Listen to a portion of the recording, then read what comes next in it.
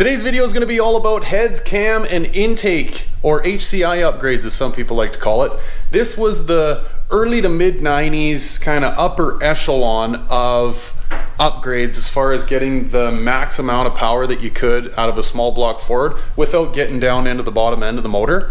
And what I want to talk to you about is whether or not I think the amount of money you need to spend in today's dollars is worth the power upgrades that you ultimately get from doing an early to mid 90s HCI upgrade.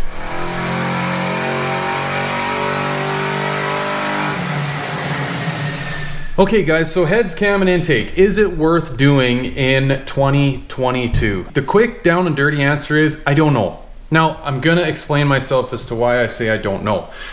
And bear with me, I'm gonna go about this in a roundabout way, but I think you'll catch my drift by the end of it all. In 2017, I ran down the road of doing a heads, cam, and intake swap on my coupe.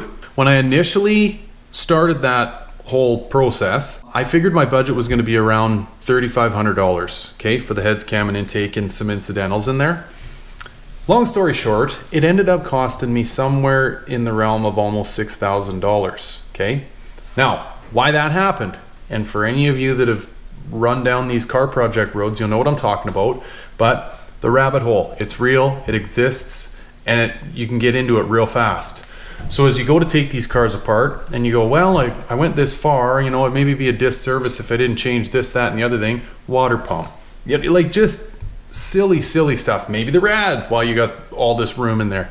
It happens, okay? And this is how a $3,500 build goes to a $6,000 build real fast, okay?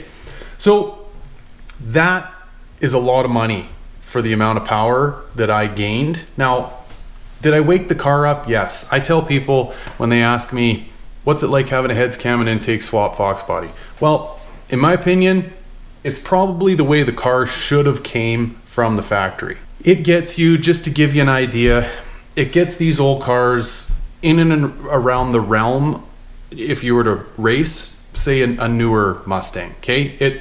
You're that type of power now is what you can get if you do it right, and that's a whole topic in itself, okay? So these heads, cam, and intake swaps, you can't just go and blindfolded and, oh, I want those heads and that cam and that intake and everything's going to work out great. It doesn't work that way.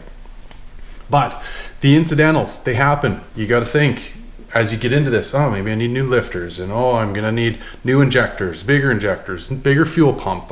It just goes on and on and on. And then at the end of it all, you go, oh, that was a lot of money and a lot of time. And was it worth it? And I should actually note that $6,000 that I speak of is just parts. I did it all. My time was free, okay? Now, I love it and we all do whatever, but okay, so if you're paying someone else to do it, that's gonna get pricey fast. Now, why I wonder if with today's technology and all the other options that you have available out there to make power, why I wonder if that was worth the money is because you can go out and buy a $2,500 on-3 turbo, bolted onto a stock motor, make more power, hypothetically, I know this is all argumentative, but like make more power than what I gained from a heads, cam, and intake swap for half, a little less than half the money, you know, like that's where I get a little hung up on all this. And now there's a story about these old small block Fords that, you know, they're pretty much made of paper mache and they crack if you get them in a stiff breeze. I don't know if that's the case, because there's guys I've seen on YouTube legitimately running stock 5 liters with bigger injectors and bigger fuel pumps and an on-3 turbo system, and they're running crazy fast times in the quarter mile repeatedly year after year, like hundreds and hundreds of passes, and the old split block in the lifter valley does not occur to them. So maybe they're not as fragile as we once thought they were, okay? So if that's what you're worried about, I don't know if you'd have to worry about it that much. Now, that's just friend to friend advice, okay? I don't want you guys hitting me up saying I put a turbo on my car and I snapped my block in half. I've always had it in my head that I wanted to make that car a bit of a monster, and I wanted to build a 408, which is a 351 stroker for it, and on and on. That's a whole nother step down the road. Now, I've also had it in my head that I want to take the current combination and maybe throw a little air at it, put a supercharger on it, which superchargers aren't cheap. $3,500, $4,000, whatever. If I go and bolt that supercharger onto there, and I was to go down the road further than that and do the 408 down the road, well, all of a sudden I'm trying to sell a supercharged 302 with a heads, cam, and intake on it for 10 grand. Ain't nobody buying that combo off me for 10 grand. Okay, I'm the first to admit it. So again, power gains versus money spent, is it worth it? I don't know. You know, did I have I had a great time building the motor. I know everything about it. I literally took it down to nothing, honed the block, new rings, new bearings, everything is back. The short block is back to 92 standards, and then everything above that, heads, cam, intake, and all the incidentals are brand new. So I got a great starting position. And that combo is a very fun combination to drive, okay? I'm also the first to admit that. And I have a really good friend of mine that has almost an identical combination that I do in a 93 Cobra down in the States, and he's got a Vortex supercharger on his. Very, very impressive little car, okay? Good dyno numbers, which dyno numbers I don't really give too much care about, but it's all about driving them for me. Is it fun to drive, right? And enjoyable to drive? That's a win. And his is, very much so. Guy, he's got a brand new GT350 and he prefers driving the Fox. Okay, so that kind of says it all right there for me. So, is it worth it? This is where I say, I don't know, right? The amount of money and time that you put into doing a heads, cam, and intake swap versus trying to accomplish the same things, just going about it in a different route, you can do it for cheaper, right? The other thing is, like, the prices of all this stuff's gone way up since the 90s. I mean, I was going through some of my old books the other night, old 5.0 and muscle Mustangs and fast forwards, and it's funny, you could buy aluminum heads in the mid to late 90s for like $1,100. Now, $2,000. I think it was $2,100 or $2,200 for AFR 165s. Has the technology come a long ways over the years? Yes. I agree with anyone that wants to have that argument, but I don't know. Is it worth double the price? I don't think so, but whatever. It's the world we live in. Everything's going up in price, and it is what it is. I guess at the end of the day, as you're trying to figure out whether or not you want to do one of these old, what I'm terming kind of 90s upgrades, is what's your end goal? How much money do you want to spend? Do you have further goals than the end goal you're just currently trying to accomplish? This is all going to factor into whether or not it's going to be worth it.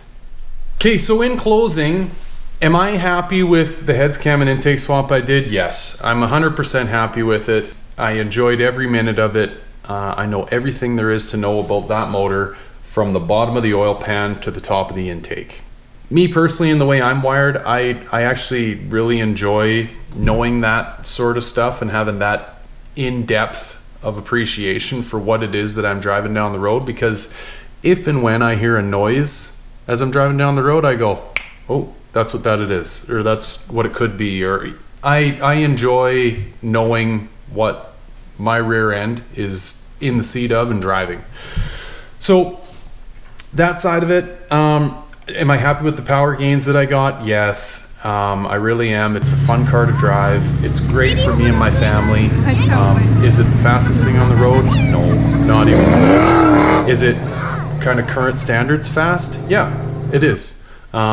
It's different though. I mean, again, that's another topic, but old pushrod motors, torquey motors versus the new modular motors, it's a different driving style, different power bands. I personally prefer the pushrod side of things more than the modular, but to each their own. Would I do it again? Maybe, but I'd go about it in a different fashion. I think I would probably, I don't know if I'd buy all brand new parts for starters. I'd probably shop for used and maybe do a more traditional one. This one was just, I had a vision in mind, and for example, I've got AFR heads, comp cam, but the only Ford thing on there is the Cobra intake. maybe I'd go about it a little bit different way, right? I'd buy some GT40 heads, GT40Ps, or I'd, you know, try to do more of a traditional heads, cam, and intake swap. Because I don't know, I get a kick out of that nowadays. So yeah, but at the end of the day, I guess, I'm sorry if you're hoping for like a drop dead answer. Is it worth it? It's kind of an I don't know. Just be aware of the fact that there's a lot of money that gets thrown at these once you venture down this road. It's not just the heads, cam, and intake, okay? Bills are gonna get up there real fast. And if you're going for just sheer power, you wanna go real fast, I don't know if this is the build for you. Maybe consider going the on3 turbo route or whatever, or a whole new motor. Start fresh, do a 351 stroker, do something like that. If power and sheer rip your face off, go fast power is the only thing you're trying to accomplish, heads, cam, and intake aren't going to get you there. They just make these cars what they should have been from the factory in the late 80s, early 90s. All right, guys, so in closing, thank you very much for listening to me ramble my way through this. I'm sure you've got the appreciation by now that it's not the easiest topic to discuss because there's so many factors to consider in one of these heads, cam, and intake, or any upgrade to your car for that matter. Lots and lots. So thanks for listening along.